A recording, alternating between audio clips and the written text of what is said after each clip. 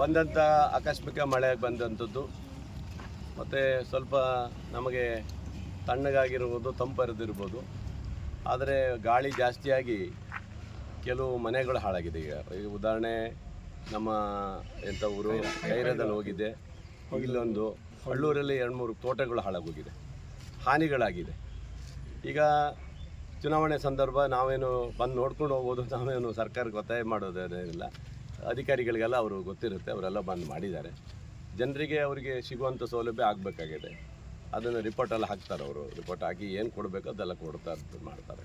But ಪಾಪ ಬೇಜಾರಾಯಿತು. ಕೆಲವು ಮನೆ ಹಾಳಾಗಿರೋದು ನೋಡಿದಾಗ ಮಳೆ ಬಂದರೂ ಖುಷಿ, ಒಂದು ಕಡೆ ದುಃಖ ಇರುತ್ತೆ.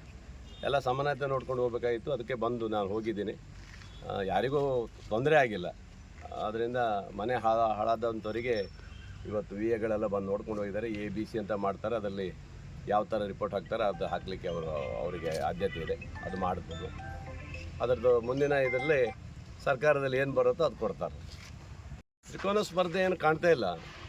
ನಾವು ಕಾಂಗ್ರೆಸ್ BJPನೇ ಸ್ವಲ್ಪ ಇದಾಗ್ತಾ ಇರೋದು ಅಂತ ಕಾಣಿಸುತ್ತೆ. ಅದು ಅಂಥದ್ದೇ ನೋಡಬೇಕು. ಅವರಲ್ಲಿ ಈಶ್ವರಪ್ಪನವ್ರದ್ದು ಮುಂದಿನ ಏನು ಇವತ್ತು ಅರ್ಜಿ ಹಾಕಿದ್ದಾರೆ, ಮುಂದೆ ವಾಪಸ್ ತಗೊಳ್ಳೋವರೆಗೆ ನಾವು ಕಾಯಬೇಕಾಗುತ್ತೆ. ಅಲ್ಲಿವರೆಗೆ ಅದು ಯಾವುದು ಹೇಳಲಿಕ್ಕೆ ಆಗೋದಿಲ್ಲ ಅದೆಲ್ಲ.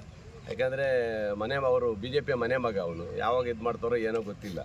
ಅದರಿಂದ ಅವೆಲ್ಲ ನೋಡ್ಕೊಂಡು ನಾವು ಮುಂದಿನ ನಮ್ಮ ನಿರ್ಧಾರಗಳಿರ್ತವೆ. ಕಾಂಗ್ರೆಸ್ ತಯಾರಿ ಯಾವ ಥರ ನಡೀತದೆ? ಕಾಂಗ್ರೆಸ್ನಲ್ಲಿ ಈಗಾಗಲೇ ನಮ್ಮ ಅಭ್ಯರ್ಥಿಗಳು ಇಡೀ ಜಿಲ್ಲೆಯ ಎಲ್ಲ ಭಾಗದಲ್ಲೂ ಸುತ್ತಾಡ್ತಾ ಇದ್ದಾರೆ. ಈಗಾಗಲೇ ಒಂದೊಂದು ಹೋಬಳಿ ಅಲ್ಲ, ಇದು ತಾಲೂಕು ಮಟ್ಟದಲ್ಲಿ ಎಲ್ಲ ಪಂಚಾಯತ್ ವ್ಯಾಪ್ತಿಗೂ ನಮ್ಮ ಟೂರ್ ಇದೆ. ನಮ್ಮಲ್ಲಿ ಈಗಾಗಲೇ ಒಂದು ಟೂರು ಬಂದು ಹೋಗಿದ್ದಾರೆ. ಹೊಸನಗರದಲ್ಲಿ ಒಂದು ದಿವಸ ಬಂದು ಹೋಗಿದ್ದಾರೆ. ನೆಕ್ಸ್ಟ್ ಇನ್ನು ಅನಂತಪುರ ಹೋಬಳಿಯಲ್ಲಿ ಬರ್ತಾರೆ. ನೆಕ್ಸ್ಟ್ ಕಸಬಾ ಹೋಬಳಿಯಲ್ಲೆಲ್ಲ ಬರೋದಿದೆ. ಎಲ್ಲ ಪಂಚಾಯತ್ಗೂ ನಮ್ಮ ಅಭ್ಯರ್ಥಿಯನ್ನು ಕರ್ಕೊಂಡು ಬರಬೇಕಂತ ನಾವು ತೀರ್ಮಾನ ಮಾಡಿದ್ದೀವಿ. ಹಾಗಾಗಿ ಚೆನ್ನಾಗಿದೆ. ಇವತ್ತಿನ ವಾತಾವರಣ ಪ್ರಕಾರ ಇವತ್ತು ಕಾಂಗ್ರೆಸ್ಸಿನ ವೇವು ಇಲ್ಲಿ ಶಿವಮೊಗ್ಗದಲ್ಲಿ ಇದೆ.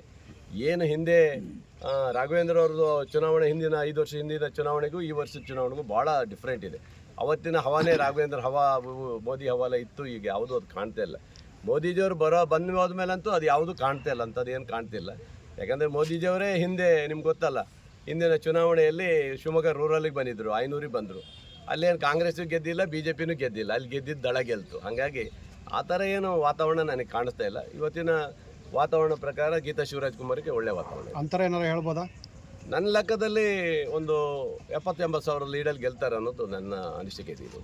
ಈಶ್ವರಪ್ಪನವರು ಕಾಂಗ್ರೆಸ್ನ ಓಟ್ಗಳು ನಮಗೆ ಬರ್ತೇವೆ ಅಂತ ಹೇಳ್ತಾರೆ. ಈಶ್ವರಪ್ಪನವ್ರಿಗೆ ಕಾಂಗ್ರೆಸ್ ಓಟ್ ಏನು ಹೋಗಲ್ಲ, BJP ಓಟ್ ತೊಗೊಂಡೋಗ್ಬಿಟ್ರೆ ಕಾಂಗ್ರೆಸ್ಸಿನ ಓಟ್ ಹೋಗೋವಂಥದ್ದು ಅಂಥ ವ್ಯಕ್ತಿತ್ವ ಏನು ಅವರೇನು ಬೆಳೆಸ್ಕೊಂಡಿಲ್ಲ. ಅವರು ಇದೇನೇ ಬೇರೆ. ಅವರ ಏನು RSS, ಬಜರಂಗ ದಳ, ಹಿಂದುತ್ವ ಓಟುಗಳು ಅವ್ರು ತಗೋಬೋದು. ಆ ಸಂಪರ್ಕ ಇಟ್ಕೊಂಡಿಲ್ಲ ಅವರು.